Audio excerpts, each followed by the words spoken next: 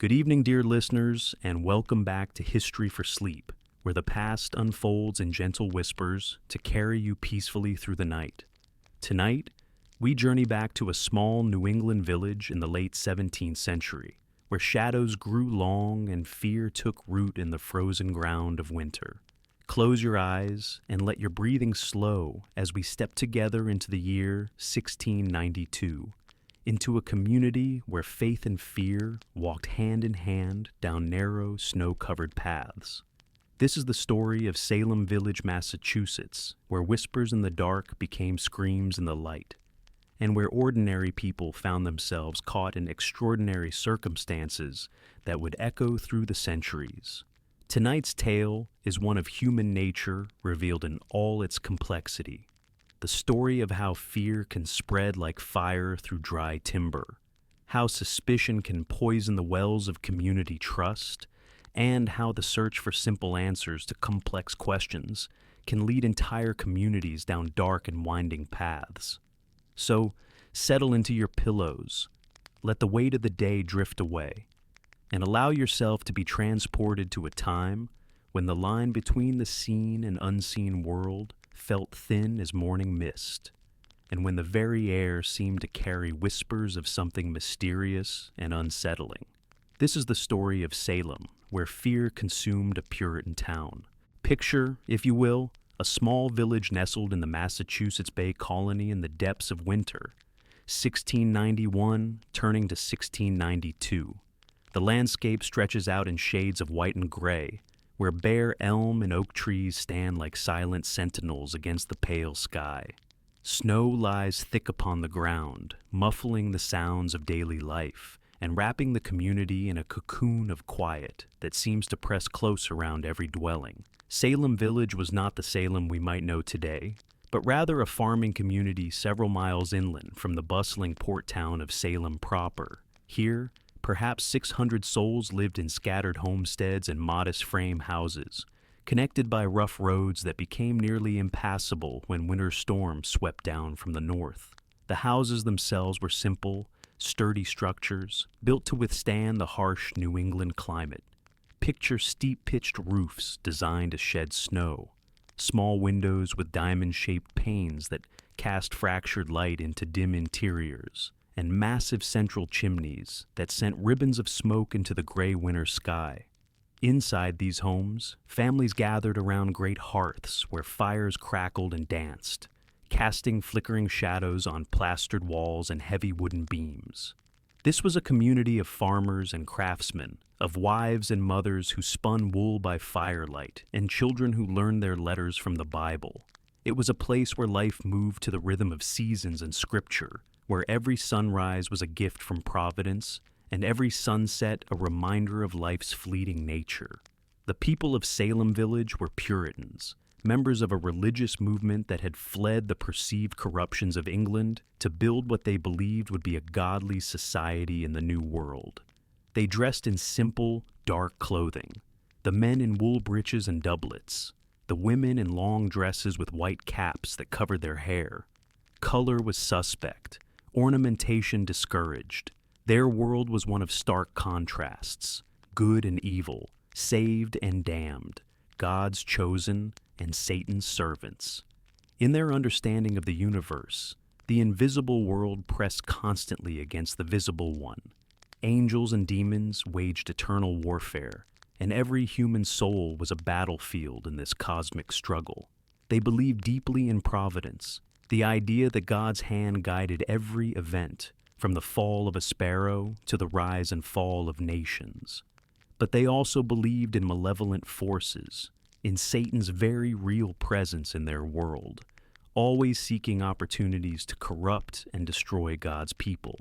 This theological worldview made them acutely sensitive to signs and omens, to anything that might suggest supernatural interference in their daily lives. A cow that sickened mysteriously, butter that wouldn't churn properly, a child who cried without apparent cause. All might be evidence of invisible forces at work. The village itself was not a peaceful, harmonious community. Like many small towns, Salem Village simmered with tensions that had been building for years, There were disputes over land boundaries, arguments about the village minister's salary, and deep divisions between those who wanted to maintain close ties with Salem town and those who sought greater independence. The eastern part of the village, closer to Salem town, was home to families who were generally more prosperous, more connected to trade and commerce. The western section, farther from town and more purely agricultural, housed families who tended to be more insular, more suspicious of outside influences, and often struggling more severely with the harsh realities of frontier farming life. These divisions had created factions that touched nearly every aspect of village life. They influenced church politics, business relationships, and even marriage alliances. Old grudges simmered just beneath the surface of daily interactions, and slights both real and imagined accumulated like snow drifting against barn doors. Into this atmosphere of social tension and religious intensity came the winter of 1691 to 1692, which was particularly harsh even by New England standards. The cold seemed to penetrate everything, seeping through chinks in log walls and settling deep into the bones of every villager. Supplies ran low, and the isolation that winter brought seemed especially profound that year. In houses throughout the village, families gathered close around their fires as darkness fell early each day. Candles were precious, so most activities ceased when the sun disappeared behind the bare trees. This was a time for storytelling, for reading from the Bible, for quiet conversation in voices that seemed muffled by the thick walls and heavy curtains needed to keep out the cold. But it was also a time when imagination could run wild, when the creaking of timber settling in the cold might sound like footsteps, when shadows cast by flickering firelight could take on ominous shapes, when the howling of wind around the eaves could sound almost like voices whispering in unknown tongues. Children, confined indoors for long hours, found entertainment where they could. They played simple games, listened to stories passed down through generations, and sometimes, when the adults weren't watching too closely, they might indulge in activities that pushed against the strict boundaries of proper Puritan behavior. It was in this atmosphere, socially tense, religiously charged, physically confined by winter's grip, and psychologically primed for supernatural explanations, that the first strange events began to unfold in the household of Salem Village's minister, a man named Samuel Parris. The parsonage in Salem Village stood as a symbol of the community's commitment to godly living, yet it would become the epicenter of events that would shake the very foundations of that commitment. The house itself was substantial by village standards, a two-story structure with multiple rooms, befitting the status of the minister's family. But, like many homes in Salem Village that winter, it harbored tensions that ran deeper than the frost that lined its windows. Samuel Parris had arrived in Salem Village only a few years earlier, in 1689, and his tenure as minister had been marked by controversy from the very beginning. A man in his late 30s with a stern demeanor and piercing eyes, Parris had previously worked as a merchant in Barbados before answering what he believed was God's call to the ministry. This background in trade made him somewhat suspect to those villagers who preferred their ministers to have more traditional theological educations. Parris had a particular intensity about him, a way of speaking about spiritual matters that emphasized the darker aspects of Puritan theology. His sermons often focused on the reality of Satan's presence in the world, the constant danger of spiritual corruption, and the need for vigilance against evil in all its forms. Where some ministers might balance warnings about hell with promises of salvation, Parris seemed to dwell particularly on the perils that surrounded God's people. The minister's household consisted of his wife Elizabeth, a quiet woman who had learned to navigate her husband's moods and theological preoccupations. His 9-year-old daughter Betty, a pale, serious child who had absorbed perhaps too much of her father's stern worldview. His 11-year-old niece Abigail Williams, who had come to live with the family after being orphaned, and 2 servants whose presence would prove crucial to the unfolding drama. One of these servants was John Indian, a man who, like his wife, had been brought to Massachusetts from Barbados when Parris relocated. The other was Tituba, a woman whose exact origins have been debated by historians, but who clearly came from a background that included knowledge of folk practices quite different from Puritan Christianity. Tituba was a woman of middle years, with dark skin and eyes that seemed to hold depths of knowledge that made some of the villagers uncomfortable. She moved through the Parris household with quiet efficiency, tending to the cooking, cleaning, and child care, with the skill of someone accustomed to making herself indispensable. But she also possessed something else: stories, knowledge of herbal remedies, and an understanding of fortune-telling practices that she had learned in her youth. During the long winter evenings, when the minister was engaged in his studies and Elizabeth Parris was occupied with her own tasks, Tituba often found herself responsible for entertaining Betty and Abigail. The children, confined by winter weather and the strict expectations of Puritan childhood, were eager for any diversion from the routine of prayers, lessons, and household chores.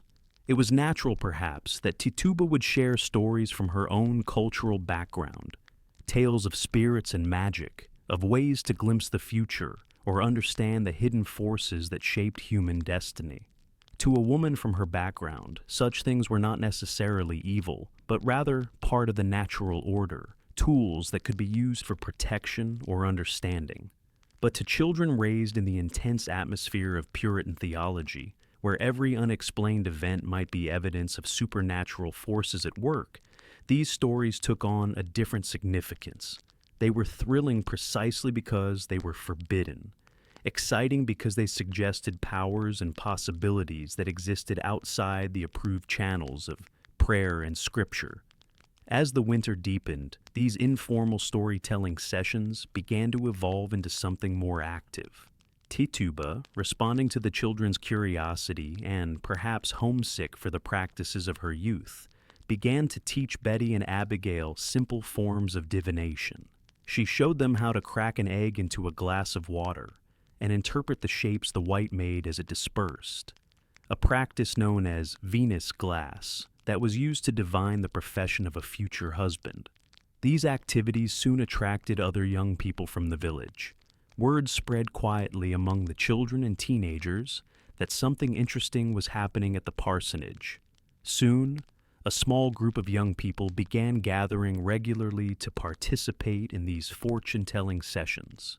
The group included Mary Warren, a servant in the household of John Proctor, Mercy Lewis, who worked for Thomas Putnam, Elizabeth Hubbard, who lived with her great-uncle Dr. William Griggs, and several others. They ranged in age from 9 to 20, united by curiosity and the excitement of participating in something that they knew their elders would disapprove of.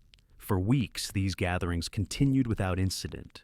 The young people would crowd into the parsonage kitchen, or gather around the great hearth in the main room, watching with fascination as Tituba demonstrated various forms of folk magic.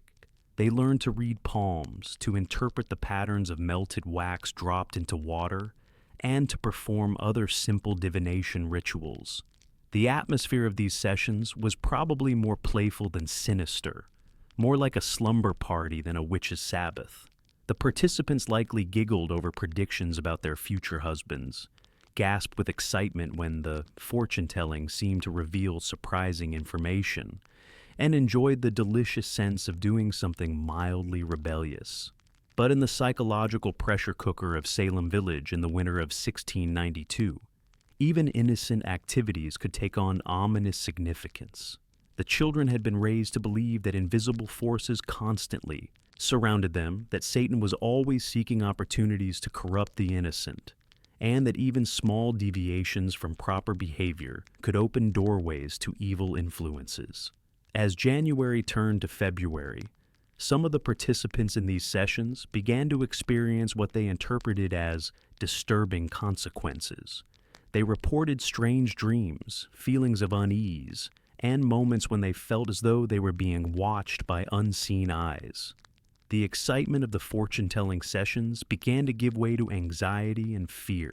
Betty Parris, perhaps because she was youngest, and had been most thoroughly indoctrinated with her father's stern theology, began to show signs of distress.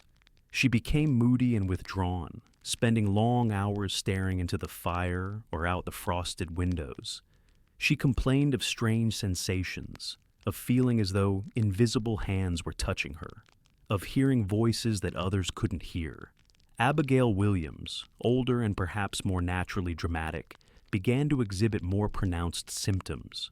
She would suddenly cry out during family prayers, complaining that she felt pinched or pricked by invisible forces. She reported seeing apparitions, shadowy figures that appeared at the edges of her vision and filled her with inexplicable terror. At first, the adults in the Parris household tried to explain these symptoms in natural terms. Perhaps the children were simply suffering from the effects of the long winter confinement.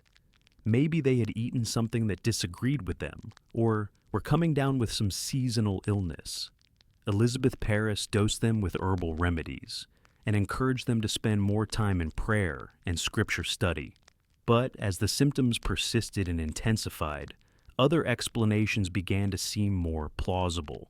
When Betty began to crawl under furniture and make barking sounds, when Abigail started speaking in what sounded like unknown languages, when both girls complained of being tortured by invisible forces that left no physical evidence, the possibility of natural causes seemed increasingly remote. Samuel Parris, watching his daughter and niece with growing alarm, began to consider explanations that fit more closely with his theological understanding of the world. If natural causes couldn't explain what was happening to the children, then perhaps supernatural ones could. And in the Puritan worldview, supernatural afflictions had a limited number of possible sources. The minister began to observe his household more carefully, looking for any signs that might explain how evil forces had gained access to his family. He questioned the children about their activities, their companions, their thoughts and dreams. He examined every aspect of household routine, searching for anything that might have provided an opening for Satan's influence.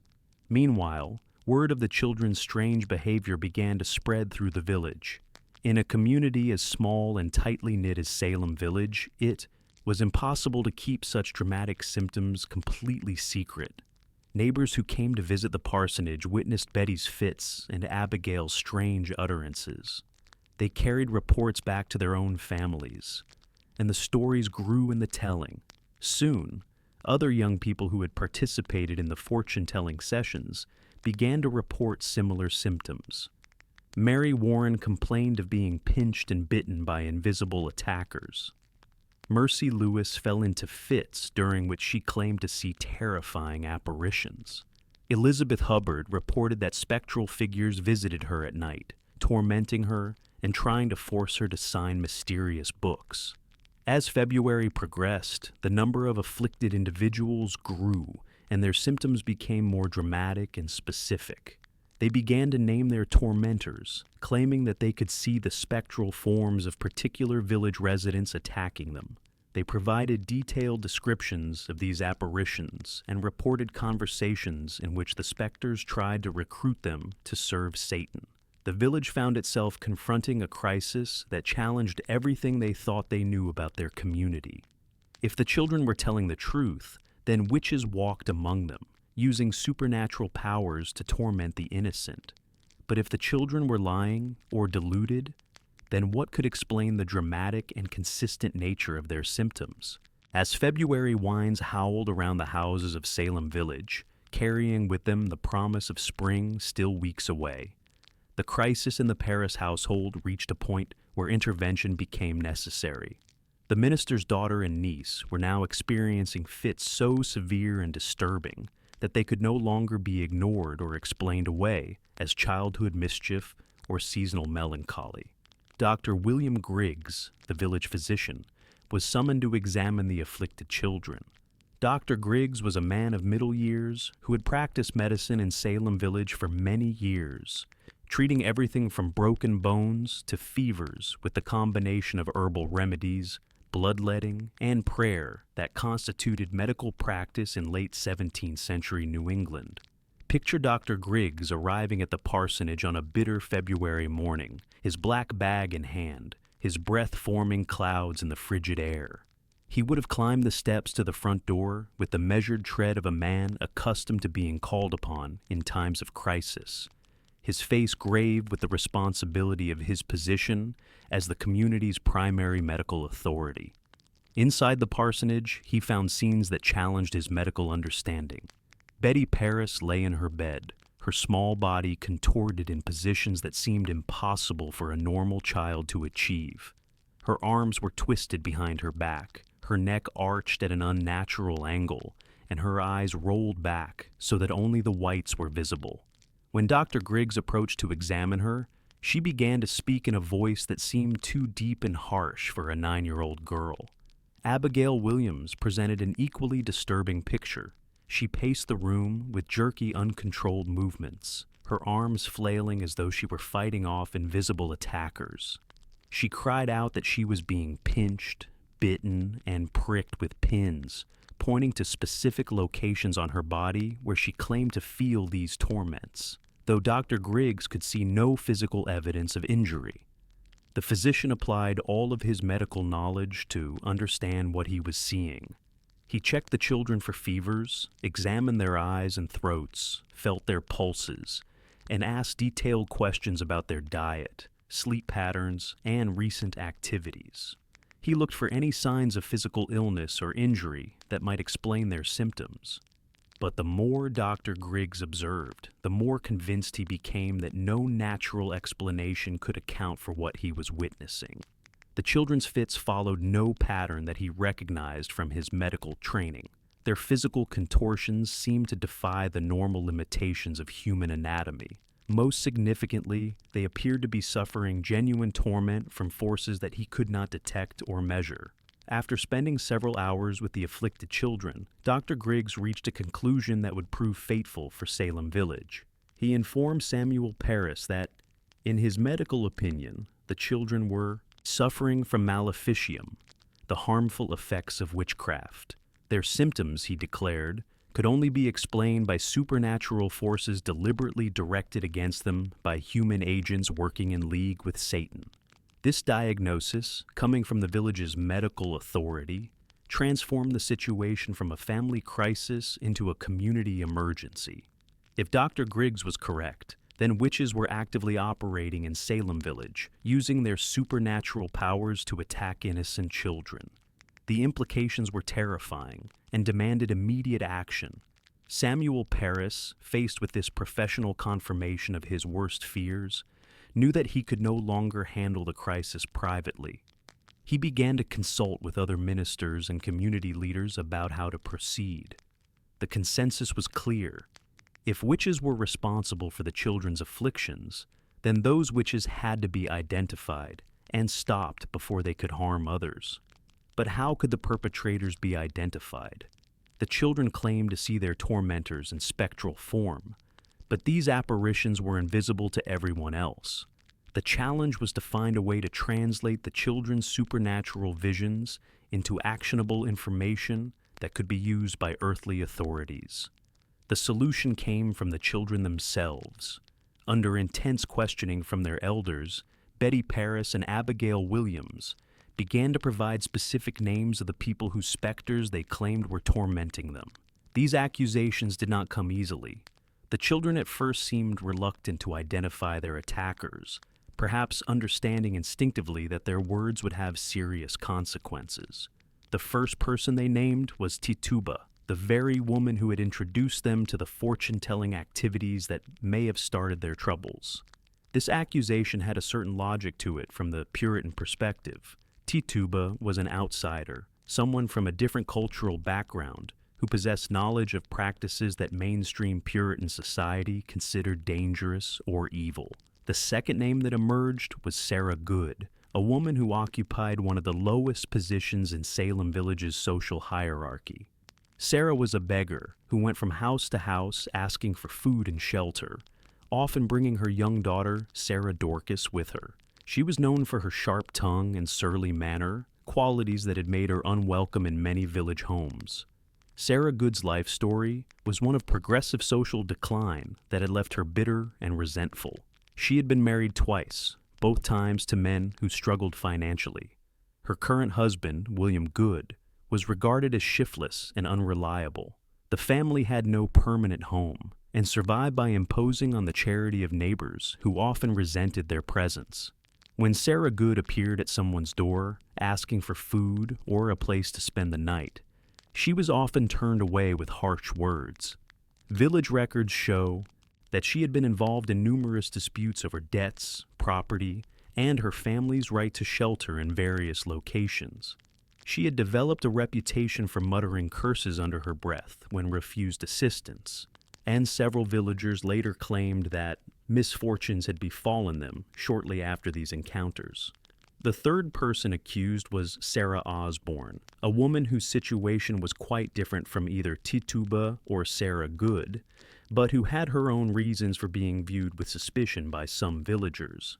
Sarah Osborne was a property owner, the widow of Robert Prince, who had left her a substantial farm. However, her behavior since her husband's death had scandalized proper Puritan society. Rather than living quietly as a respectable widow, Sarah Osborne had entered into a relationship with Alexander Osborne, an Irish indentured servant who had worked on her late husband's farm. She had eventually married Alexander, but not before living with him in what the community regarded as sin. Even worse, her marriage to Alexander had created legal complications regarding her late husband's property, which was supposed to be inherited by her children from her first marriage.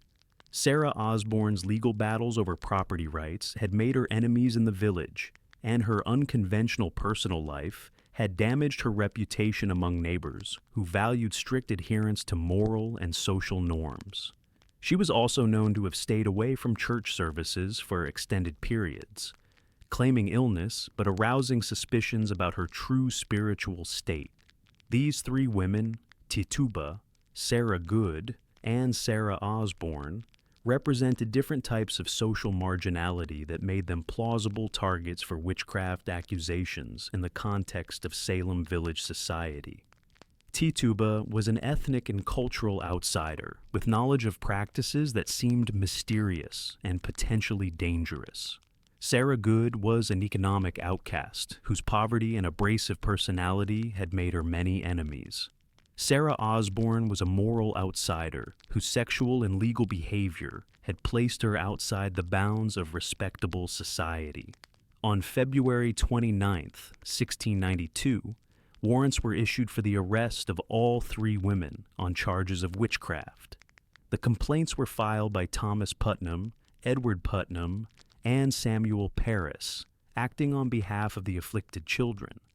The formal legal process that would eventually consume Salem Village had officially begun. The warrants were served by George Herrick, the village constable, who found himself in the unprecedented position of arresting neighbors on charges of supernatural crimes. The arrests created a sensation throughout Salem Village and the surrounding communities. Word spread quickly that witches had been discovered and apprehended, and that they would soon face examination by magistrates. The three accused women represented vastly different responses to their situation. Sarah Good maintained her characteristic defiance, angrily, denying the charges and cursing those who had brought them against her. Sarah Osborne also proclaimed her innocence, but with the dignity of someone who still considered herself a respectable member of society despite her recent troubles. Tituba's response was more complex and would prove to have far-reaching consequences for the entire crisis. Rather than simply denying the charges, she seemed to understand that her situation was more precarious than that of the other accused women. As someone who actually possessed knowledge of folk magic practices, she may have realized that simple denials would be less believable coming from her than from the others. As the three women sat in custody, awaiting their examinations by magistrates, the village buzzed with excitement, fear, and speculation. Some residents felt relief that the source of the supernatural attacks on the children had been identified and neutralized. Others worried about what additional revelations might emerge from the examinations. Still others wondered whether three accused witches could account for all of the strange phenomena that had been reported, or whether more practitioners of maleficium might be hiding among them. The stage was set for public examinations that would either resolve the crisis or escalate it to levels that no one in Salem Village could yet imagine. The next few days would determine whether the witchcraft scare would end with the prosecution of 3 marginalized women or expand into something far more extensive and devastating. On the first day of March, 1692, Salem Village found itself transformed into something resembling a theater, with a drama about to unfold that would captivate and terrify everyone in attendance. The location chosen for the preliminary examinations of the accused witches was Ingersoll's Tavern, the largest public building in the village. But even this substantial structure proved inadequate to accommodate all those who wished to witness the proceedings. Picture the scene as villagers began gathering before dawn, their breath-forming clouds in the cold morning air as they hurried along frozen paths toward the tavern. Men carried lanterns that cast dancing circles of light on the snow, while women clutched their cloaks tightly against the bitter wind. Children peered out from beneath warm hoods, their eyes wide with excitement and fear at the prospect of seeing real witches examined. The crowd that assembled represented nearly every family in Salem Village, along with curious observers from neighboring communities who had heard reports of the supernatural afflictions and wanted to witness the proceedings for themselves. Farmers stood alongside craftsmen, servants next to property owners, all united by their fascination with the extraordinary events unfolding in their midst. When it became clear that Ingersoll's Tavern could not hold everyone who wanted to attend, the decision was made to move the examinations to the village meeting house, the same building where the community gathered each Sunday to worship God and hear sermons about salvation and damnation. The irony of using this sacred space to investigate accusations of devil worship was not lost on anyone present. The meeting house was a stark, unadorned building designed to focus attention on spiritual rather than worldly matters. Rough wooden benches arranged in rows faced a simple pulpit, while high windows allowed natural light to illuminate the proceedings.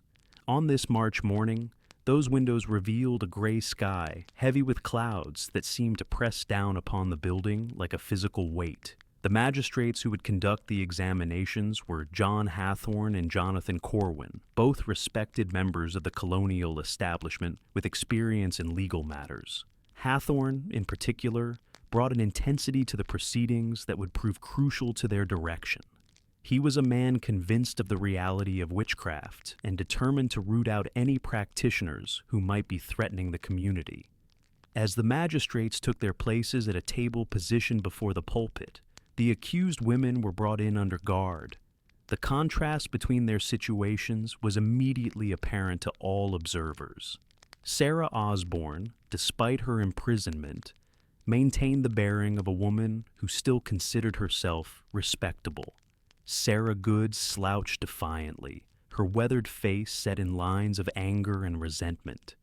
Tituba moved with the careful submission of someone who understood that her very survival might depend on the words she spoke in the next few hours.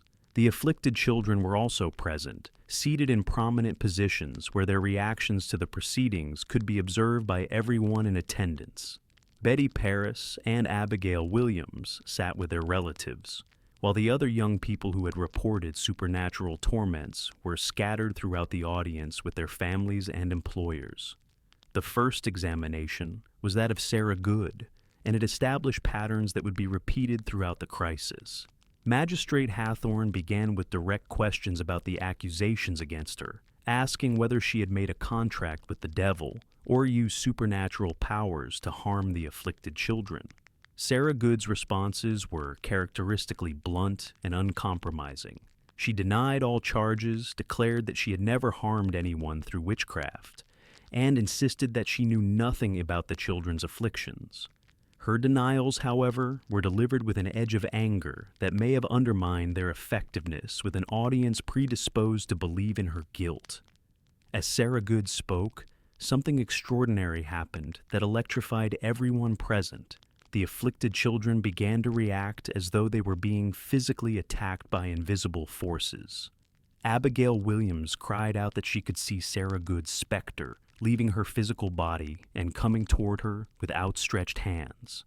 Betty Parris collapsed from her seat, writhing on the floor as though being pinched and bitten. Other afflicted individuals joined in, creating a chorus of screams and accusations that filled the meeting house with sounds unlike anything that had ever been heard within its walls. They pointed at empty spaces in the air, claiming to see Sarah Good's spectral form moving about the room and attacking them. They begged the magistrates to make her stop, insisting that only she had the power to end their torments. The effect on the audience was profound and immediate.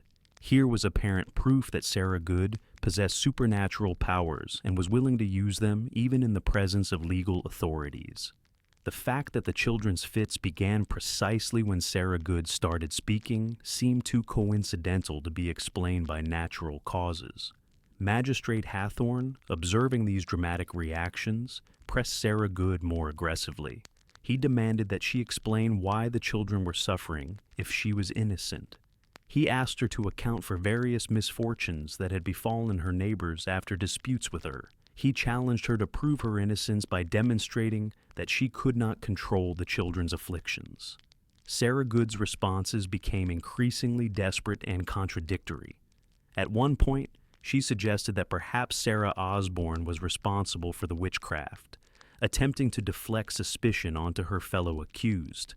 This accusation was seized upon by the Owalm magistrates as evidence that Sarah Good had knowledge of occult activities, since how else could she identify another witch unless she was involved in such practices herself? The examination of Sarah Osborne followed a similar pattern, but with significant differences that reflected her different social status and personality.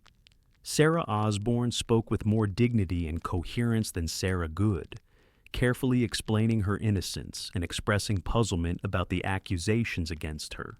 She described a recent dream in which a dark figure had appeared to her, but insisted that she had resisted this apparition and had never agreed to serve evil forces. However, Sarah Osborne's composed demeanor did not protect her from the children's dramatic reactions. As soon as she began speaking, the afflicted individuals launched into fits that were even more severe than those that had accompanied Sarah Good's examination. They claimed that Sarah Osborne's specter was attacking them with particular viciousness, perhaps angered by their exposure of her activities. The magistrates found Sarah Osborne's account of her dream particularly significant, interpreting it as evidence that she had been approached by Satan or his agents for recruitment as a witch.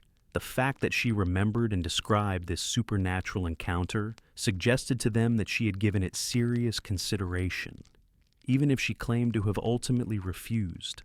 By the time Tituba was brought forward for examination, the atmosphere in the meeting house was charged with excitement and expectation. The two previous examinations had provided dramatic confirmations of the children's accusations, and everyone present was eager to hear what the third accused witch would reveal. Tituba's response to questioning proved to be unlike anything anyone in Salem Village had expected. Rather than following the pattern of denial established by Sarah Good and Sarah Osborne, Tituba began to confess not only to practicing witchcraft herself, but to having knowledge of a much larger conspiracy of witches operating in the area. Her confession unfolded slowly, carefully, with a narrative skill that held the entire audience spellbound. She admitted to having made a covenant with Satan, describing how a tall, dark man had appeared to her and promised her wonderful things if she would serve him. She told of being forced to sign her name in his book, using blood as ink, and of receiving supernatural powers in exchange for her allegiance. But Tituba's most shocking revelations concerned the scope of the witchcraft conspiracy she claimed to have discovered. She testified that there were many other witches in the area, both men and women, who met regularly to plan attacks on innocent people. She described seeing the names of 9 people written in the Devil's Book, though she claimed to be unable to read most of them. She painted vivid pictures of supernatural meetings where witches gathered to receive Instructions from Satan traveling through the air on poles or riding on the backs of supernatural creatures. She described elaborate plots to destroy the Puritan community, with herself as merely a minor participant in a much larger and more dangerous conspiracy. Most significantly, Tituba claimed that Sarah Good and Sarah Osborne were indeed fellow witches, but that they were pressuring her to harm the children more severely than she was willing to do. She positioned herself as a reluctant participant who had tried to minimize the damage done to the afflicted individuals, while her co-conspirators pushed for more aggressive attacks. This confession had an electrifying effect on everyone present. Rather than resolving the crisis by identifying 3 witches who could be prosecuted and eliminated, Tituba's testimony suggested that Salem Village was facing a much larger supernatural threat. If her claims were true, then additional witches remained undetected among them, continuing to pose a danger to the community's children and possibly planning even more devastating attacks. The afflicted children's reactions to Tituba's confession were notably different from their responses to the other examinations. Instead of writhing in apparent agony, they listened with rapt attention, occasionally nodding in confirmation of her statements or adding details to her descriptions. This change in their behavior was interpreted by observers as evidence that Tituba's cooperation had reduced her ability to harm them, while her revelations about other witches explained the continuing threat they faced. As the examinations concluded, the magistrates faced a situation far more complex than they had anticipated. Instead of 3 isolated practitioners of witchcraft, they appeared to be dealing with an organized conspiracy that might include numerous additional participants. The community's relief at having identified the source of the supernatural attacks gave way to anxiety about who else might be involved and what other dangers might be lurking undiscovered. The 3 accused women were ordered held for trial, but it was clear that the investigations were far from over. Tituba's revelations had opened doorways to possibilities that would require extensive additional examination. The magistrates announced their intention to continue the investigation until all members of the witchcraft conspiracy had been identified and brought to justice. As the crowd dispersed from the meeting house that evening, conversations buzzed with speculation about Tituba's revelations and their implications for the community. Neighbors looked at each other with new suspicion, wondering whether the people they had known for years might be hiding supernatural allegiances. Parents examined their children's behavior more carefully, searching for any signs of supernatural interference. The examinations had resolved nothing, while raising questions that would drive Salem Village deeper into crisis. The initial goal of identifying and eliminating a few witches had been transformed into a much larger project of uncovering and destroying an entire supernatural conspiracy. What had begun as an attempt to help afflicted children had evolved into a community-wide investigation that would eventually touch nearly every family in Salem Village. In the days following the initial examinations, Salem Village felt like a community holding its breath, waiting for the next revelation or accusation that would further illuminate the supernatural conspiracy that Tituba had described. The March winds that swept across the still frozen landscape seemed to carry whispers of suspicion and fear, as neighbors regarded each other with newly cautious eyes, and parents watched their children for any signs of spectral interference. The afflicted children, rather than recovering after the identification and imprisonment of their supposed tormentors, continued to experience fits and visions that suggested the witchcraft conspiracy was larger and more active than anyone had initially suspected. If anything, their symptoms seemed to intensify, as though the remaining witches were retaliating for the exposure of their colleagues by increasing their attacks on the innocent. Abigail Williams, in particular, seemed to have developed an enhanced ability to perceive the invisible world of spectral activity. She reported seeing apparitions throughout Salem Village, describing in vivid detail the supernatural attacks being carried out by people whose physical bodies were going about their normal daily routines. Her accounts were so specific and dramatic that they commanded the attention and belief of adults who might otherwise have been skeptical of children's claims. The other afflicted individuals also continued to suffer, and their numbers began to grow as more young people reported experiencing supernatural torments. Mary Warren, the servant in John Proctor's household, began having fits that were particularly violent and disturbing. Mercy Lewis, who worked for the Putnam family, claimed to be visited nightly by specters who tried to force her to sign the devil's book. Most significantly, the circle of afflicted individuals began to expand beyond the original group of young people. Ann Putnam Sr., the mother of one of the afflicted children, began reporting her own supernatural experiences. As an adult woman of respected social standing, her claims carried more weight than those of children or servants, lending additional credibility to the entire phenomenon. Ann Putnam Sr. was the wife of Thomas Putnam, one of the most influential men in Salem Village and a leader of the faction that had been most supportive of Samuel Parris's ministry. She was a woman in her 30s, the mother of several children, and someone whose word carried considerable authority in community discussions. When she began claiming to see specters and experience supernatural attacks, it became much more difficult for skeptics to dismiss the entire crisis as childhood imagination or attention-seeking behavior. Her afflictions followed patterns similar to those of the younger victims, but with additional elements that reflected her adult perspective and social position. She reported being visited by the specters of people she knew who tried to recruit her for witchcraft activities by promising her wealth, status, and revenge against her enemies. She described elaborate supernatural scenes in which she witnessed witches meeting to plan attacks on the godly people of Salem Village. Most importantly, Ann Putnam Sr. began naming additional suspects, identifying people whose specters she claimed to have seen participating in witchcraft activities.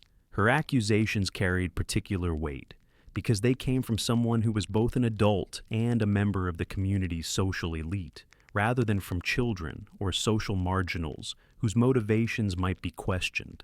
The first new person accused was Martha Corey, a choice that sent shockwaves throughout Salem Village because it represented a dramatic expansion in the type of person being targeted by witchcraft accusations. Martha Corey was not a social outcast like Sarah Good, a moral transgressor like Sarah Osborne, or a cultural outsider like Tituba. Instead, she was a respectable church member, a woman whose piety and moral standing had never been seriously questioned. Martha Corey was an older woman, probably in her 70s, who had been a member of the Salem Village Church for many years. She was known for her intelligence, her strong opinions, and her willingness to speak her mind on community issues. She was also someone who had expressed skepticism about the witchcraft accusations, suggesting publicly that the afflicted children might be suffering from natural rather than supernatural causes. Her skepticism about the witchcraft crisis may have contributed to her becoming a target of accusations. In the charged atmosphere of Salem Village in March 1692, expressing doubt about the reality of the supernatural attacks could be interpreted as evidence of guilty knowledge. After all, who would be more likely to minimize the danger of witchcraft than someone who was secretly practicing it herself? The accusation against Martha Corey created a new category of suspect that would prove crucial to the expansion of the crisis.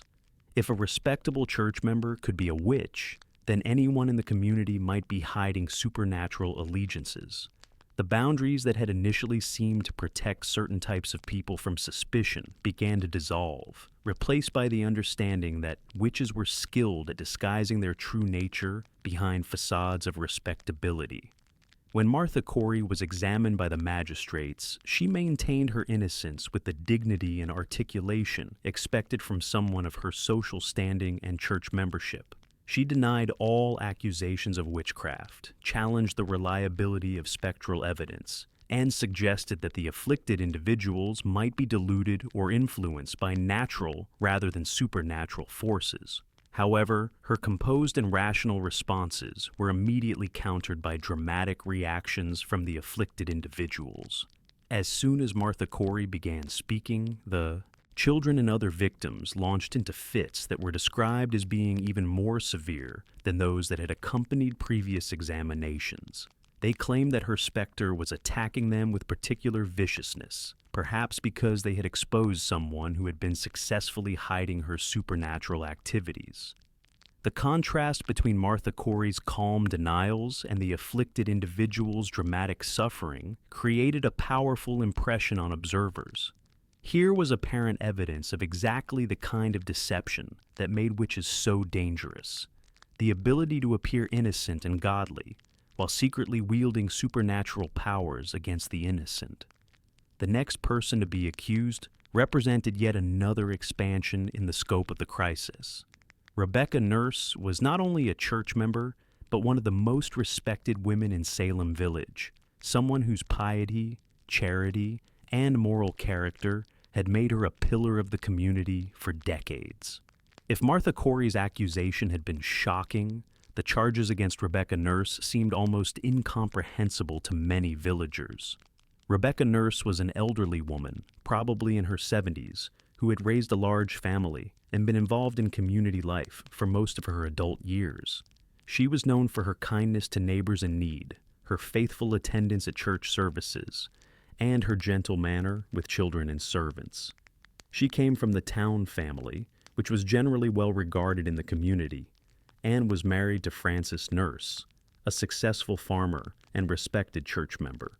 The accusation against Rebecca Nurse came primarily from Ann Putnam Sr., who claimed to have seen Rebecca's specter participating in witchcraft activities and attempting to recruit her for service to Satan.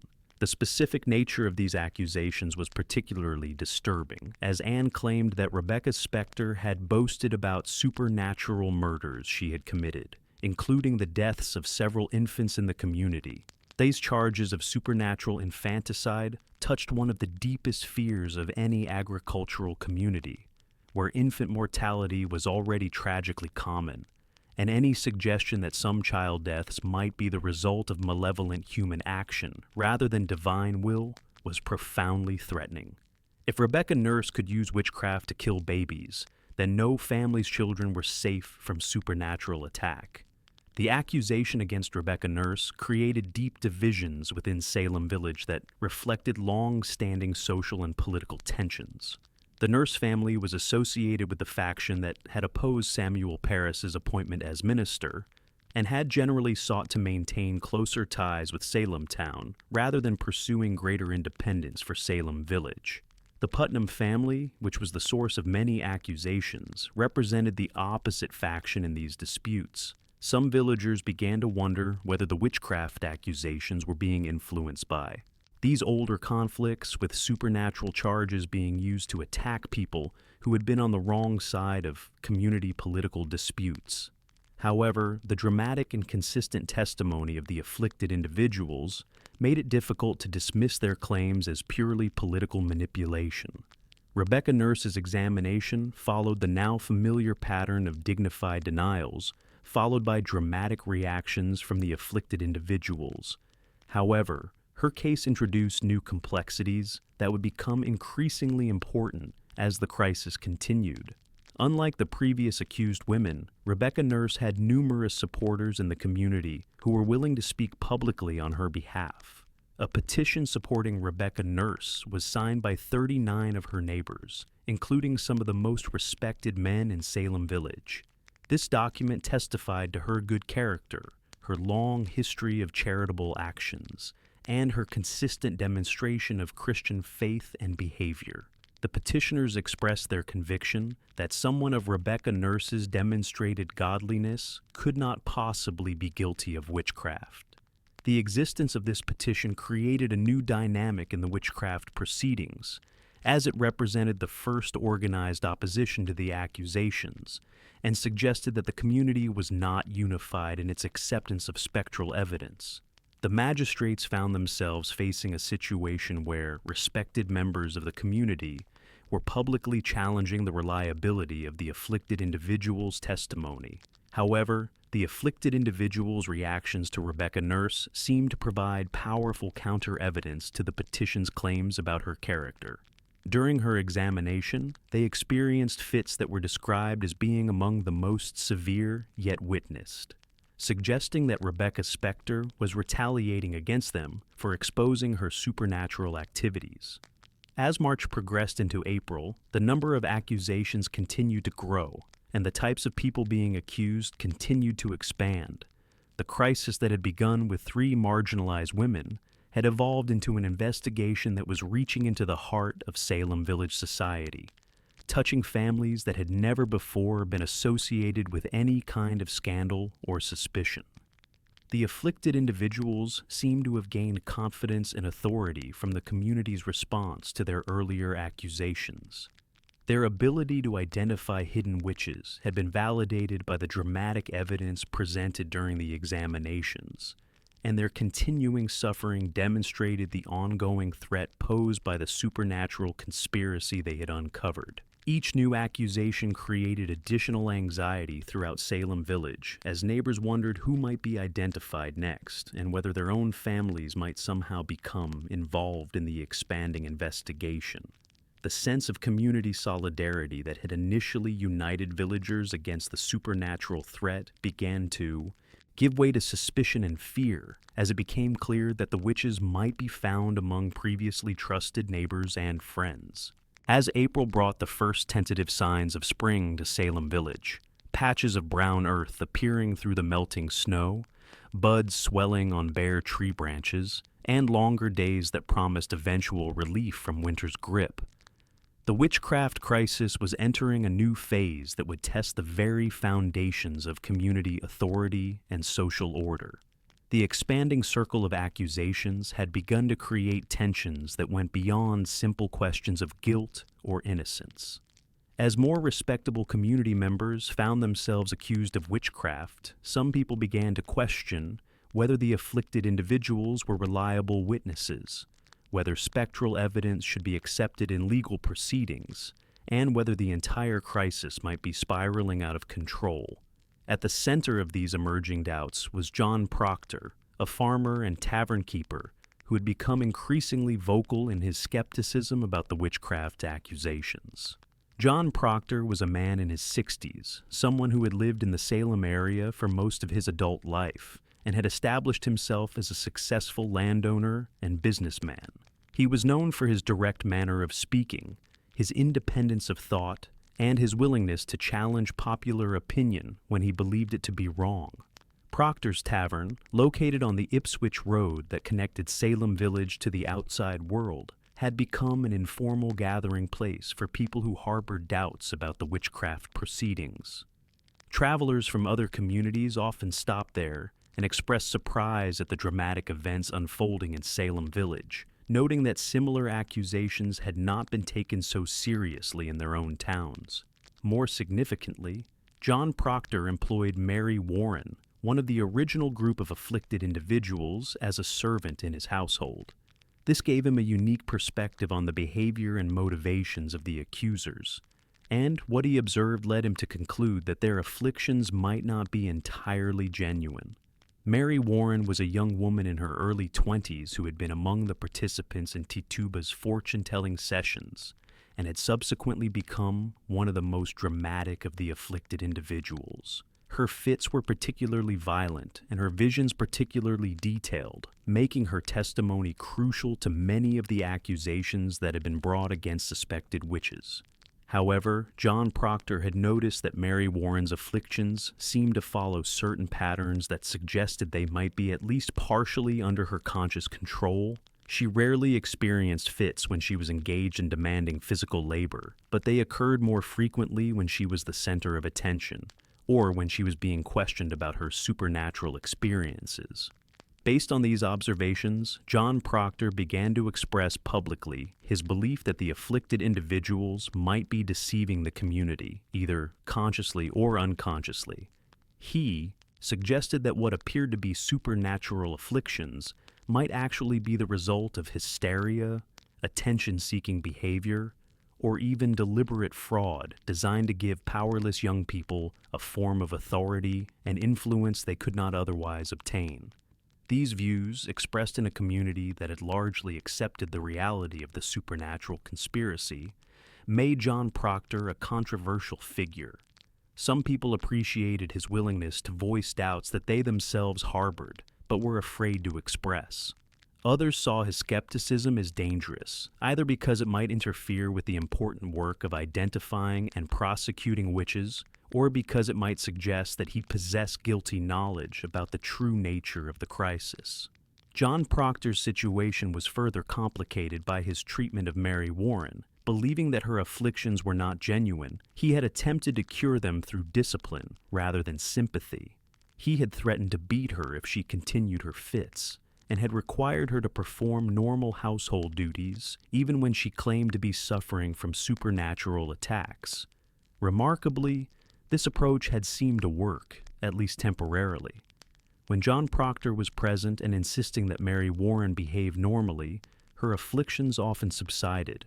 She was able to perform her duties, speak coherently, and show no signs of supernatural interference.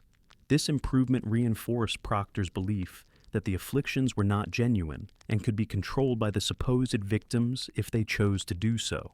However, when Mary Warren was away from John Proctor's direct supervision, particularly when she was in the company of the other afflicted individuals or when she was being questioned by authorities about her experiences, her fits returned with renewed intensity. She would claim that the specters of accused witches were tormenting her for her attempts to resist them, and that only her participation in the legal proceedings could provide her with protection from supernatural attacks. This pattern created a complex dynamic that would prove crucial to subsequent events. Mary Warren seemed to be caught between two competing pressures: John Proctor's demand that she abandon what he saw as deceptive behavior, and the expectations of the community and authorities that she continue to provide testimony about supernatural activities. The tension between these pressures came to a head in April when Mary Warren made a decision that shocked everyone involved in the witchcraft proceedings. Instead of continuing to act as an accuser, she suddenly reversed her position and began to confess that the afflicted individuals had been deceiving the community about their supernatural experiences. Mary Warren's recantation was dramatic and detailed. She admitted that she and the other accusers had not actually seen the specters they claimed to have witnessed, had not been tortured by supernatural forces, and had allowed themselves to be carried away by the excitement and attention their claims had generated. She described how the group had developed their stories collaboratively, feeding off each other's suggestions and elaborating their accounts to make them more compelling and believable. Most significantly, Mary Warren claimed that she and her fellow accusers had known that innocent people were being imprisoned and might be executed based on their false testimony, but had been unable to find a way to stop the process once it had begun. She expressed remorse for her role in the crisis and begged for forgiveness from those who had been harmed by her accusations. This recantation created an immediate crisis for the witchcraft proceedings. If Mary Warren was telling the truth about the deceptive nature of the afflictions, then the entire basis for the accusations and examinations was called into question. Innocent people had been imprisoned, families had been destroyed, and the community had been thrown into turmoil based on what might be nothing more than the fantasies or lies of a group of young people. However, Mary Warren's fellow accusers responded to her recantation with claims that provided an alternative explanation for her sudden change in testimony. They asserted that Mary Warren herself had been recruited as a witch and was now being forced by her supernatural masters to undermine the legal proceedings against other members of the conspiracy. Abigail Williams and the other afflicted individuals began experiencing fits whenever Mary Warren was present, claiming that her specter was attacking them in retaliation for their exposure of the witchcraft conspiracy. They provided detailed descriptions of supernatural scenes in which Mary Warren appeared as an active participant in witchcraft activities, working alongside previously accused individuals to harm innocent people. These counter-accusations against Mary Warren created a situation that highlighted the logical problems inherent in spectral evidence. If Mary Warren was telling the truth about the deceptive nature of the afflictions, then the other accuser's claims about her supernatural activities were false. But if the other accusers were reliable witnesses to supernatural events, then Mary Warren's recantation might indeed be the result of her recruitment as a witch. The magistrates found themselves facing a choice between accepting Mary Warren's recantation, which would undermine the entire witchcraft investigation, or treating her sudden change in testimony as evidence that she had been corrupted by the supernatural forces she had previously helped to expose. The decision they made would have profound implications for the direction of the crisis.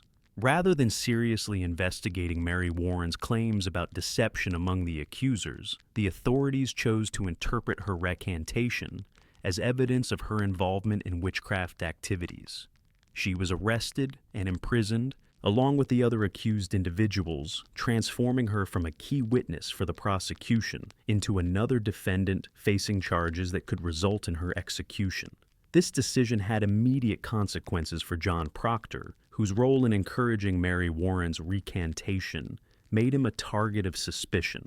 The other afflicted individuals began claiming that John Proctor's specter had been working to undermine their testimony by threatening Mary Warren and forcing her to withdraw her accusations against his supernatural allies. The accusations against John Proctor represented another significant expansion in the scope of the witchcraft crisis.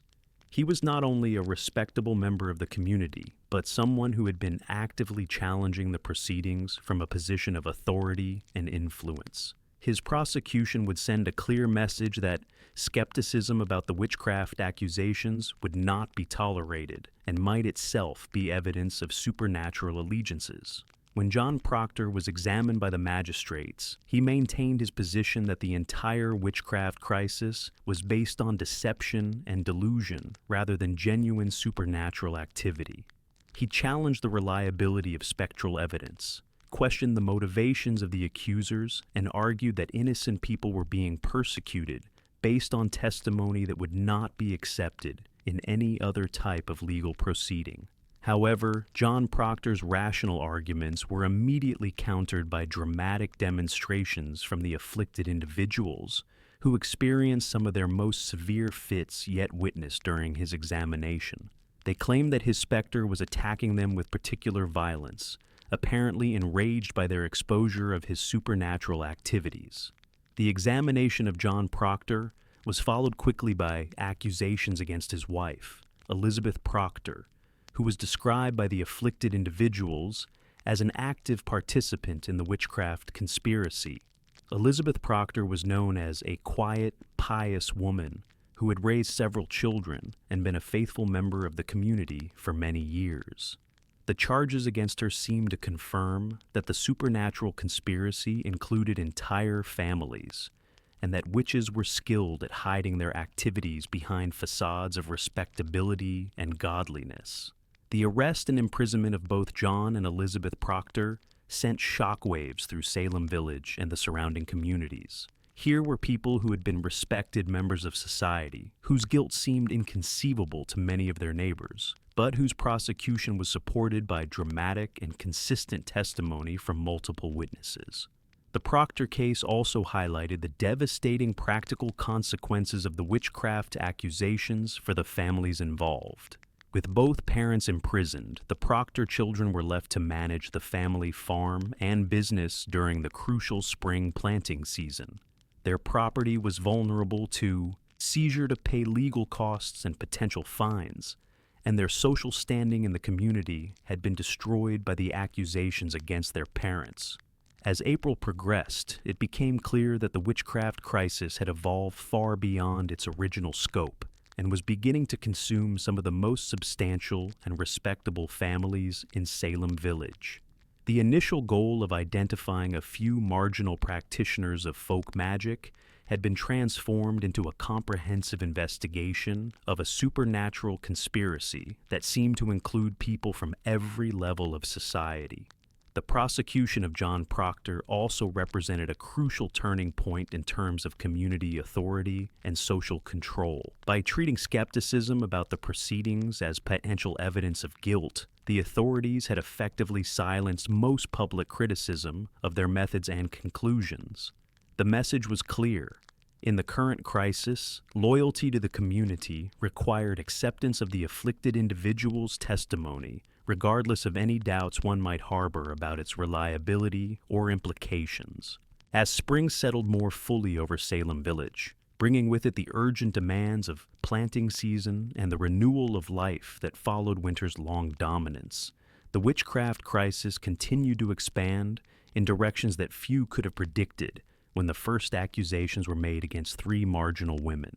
The examination and imprisonment of John and Elizabeth Proctor had demonstrated that no one's social standing or previous reputation could provide protection against accusations of supernatural wrongdoing. The afflicted individuals, emboldened by the community's continued acceptance of their testimony and the authorities' willingness to act on their accusations, began to cast their supernatural vision across an ever-widening circle of suspects. Their ability to perceive spectral activities seemed to grow more acute with each passing week, revealing what appeared to be an extensive network of witches operating throughout Essex County and beyond. Among the new accused was Bridget Bishop, a woman whose case would prove particularly significant in the development of the crisis. Bridget Bishop operated a tavern in Salem town and was known for her unconventional behavior and outspoken personality. Unlike many of the other accused women, she dressed colorfully, spoke her mind freely, and had been involved in various disputes and controversies over the years.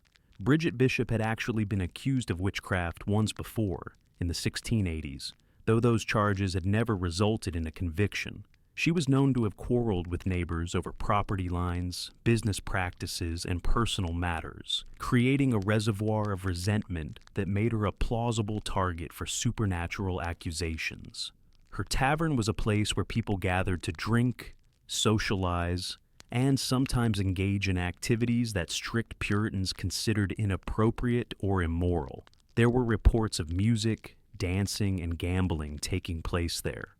Activities that conservative community members associated with moral corruption and potential supernatural influence. When Bridget Bishop was examined by the magistrates, she maintained her innocence with characteristic defiance, denying all accusations and challenging her accusers to provide concrete evidence of wrongdoing. However, the examination produced several pieces of what prosecutors considered physical evidence of her supernatural activities. Searchers examining Bridget Bishop's body reported finding what they described as witches' teats, unusual marks or growths that were believed to be used for nursing supernatural familiars or demons. While modern medical knowledge would probably interpret these marks as ordinary moles, warts, or other benign skin conditions, to 17th century observers, they seemed to provide tangible proof of supernatural activities. Additionally, when authorities searched Bridget Bishop's house, they reported finding poppets, small dolls or figures that were believed to be used in image magic to harm intended victims. These objects, which might have been children's toys or decorative items in another context, were interpreted as tools of witchcraft that confirmed Bridget Bishop's involvement in supernatural attacks on her neighbors. The case against Bridget Bishop was strengthened by testimony from numerous neighbors who reported strange incidents following disputes with her. They described livestock that had sickened mysteriously, tools that had broken inexplicably, and household items that had disappeared or been found in unusual locations. In the context of witchcraft proceedings, these ordinary misfortunes took on sinister significance as evidence of supernatural retaliation. Another significant figure to be accused during this period was George Burroughs, whose case represented perhaps the most dramatic expansion in the scope of the witchcraft investigation. Burroughs was a minister who had previously served as pastor in Salem Village before Samuel Parris, but who was now living in Maine, far from the scene of the current crisis. The accusation against George Burroughs came primarily from Abigail Williams, who claimed to have seen his specter participating in supernatural activities and attempting to recruit her for service to Satan.